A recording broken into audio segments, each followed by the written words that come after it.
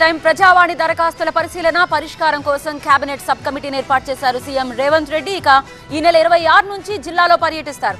అలాగే వారంలో 3 రోజులు సచివాలయంలో ఎమ్మెల్యేలకు అందుబాటులో ఉంటారు. తన మార్క్ యాక్షన్ ప్లాన్ తో ప్రజాపాలనపై మరోవైపు పార్టీ వ్యవహారాలపై కూడా ఫోకస్ పెట్టారు సీఎం రేవంత్. మార్పు ముఖ్యమంత్రిగా రేవంత్ రెడ్డి 1 మంత్ మార్క్.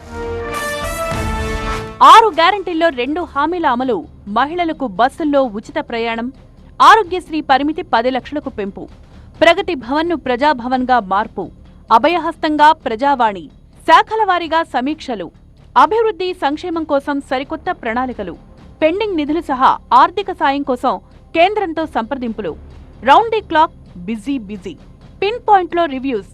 అధికారం చేపట్టిన నెల రోజుల్లో పరిపాలనలో తన మార్కేంటో చూపించారు సీఎం రేవంత్. నెల రోజుల పాలనపై ట్వీట్ చేశారు. మార్పు దిశగా మరింత ఫోకస్ పెట్టారు. అందులో భాగంగా జిల్లా పర్యటన కోసం యాక్షన్ ప్లాన్ చేపట్టారు సీఎం రేవంత్ రెడ్డి. ఈ నెల 26 నుంచి ముఖ్యమంత్రి స్వయంగా జిల్లాల వారీగా పర్యటిస్తారు. ఆదిలాబాద్ ఇంద్రవెల్లిలో తొలి సభ నిర్వహిస్తారు. ఇంద్రవెల్లి అమరుల స్మారక స్మృతివనానికి శంకుస్థాపన చేశారు. అమరవీరుల కుటుంబాలను ఆదుకుంటామని మరోసారి స్పష్టం చేశారు సీఎం రేవంత్ రెడ్డి. ఆదిలాబాద్ జిల్లా అంటే మరి వెనుకబడి అనేక రకాలుగా ఇబ్బందులున్నటువంటి ప్రాంతం. ఆ ప్రాంతం మీద, వెనుకబడ్డ ప్రాంతం మీద రేవంత్ రెడ్డి గారికి, సీఎం గారికి ప్రత్యేకమైనటువంటి అభిమానం కూడా ఉంది.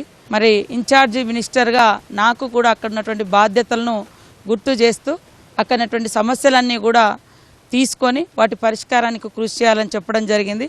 వారి యొక్క మొదటి పర్యటన కూడా దాదాపుగా ఆదిలాబాద్ జిల్లాకు వచ్చే విధంగా కూడా ఇంద్రవెల్లికి రావడానికి వారు సూచనాప్రాయంగా ఒప్పుకోవడం జరిగింది. మరోవైపు స్థానిక సమస్యలపై చర్చించేందుకు 26 తర్వాత నుంచి ఎమ్మెల్యేలకు అందుబాటులో ఉంటానన్నారు సీఎం రేవంత్ రెడ్డి. వారంలో 3 రోజులు సాయంత్రం 4 గంటల నుంచి 6 వరకు ఎమ్మెల్యేలకు సచివాలయాల్లో అందుబాటులో ఉంటానన్నారు సీఎం రేవంత్ రెడ్డి. ఇక నెల రోజుల పాలన, గ్యారంటీల అమలు, ప్రజావాణి దరఖాస్తులు, వాటిపై చేపట్టాల్సిన చర్యలపై మంత్రులతో సమీక్ష నిర్వహించారు. ప్రజాపాలన హామీల అమలు కోసం డిప్యూటీ సీఎం భట్టి చైర్మన్ గా కేబినెట్ సబ్ కమిటీని ఏర్పాటు చేశారు సీఎం రేవంత్. మంత్రులు శ్రీధర్ బాబు, పొన్నం ప్రభాకర్, పొంగులేటి శ్రీనివాసరెడ్డి కమిటీలో సభ్యులు. డేటా ఎంట్రీతో దరఖాస్తులను పరిశీలించి వాటి పరిష్కారానికి విధి విధానాలు ప్రకటిస్తామన్నారు మంత్రి పొంగులేటి శ్రీనివాసరెడ్డి.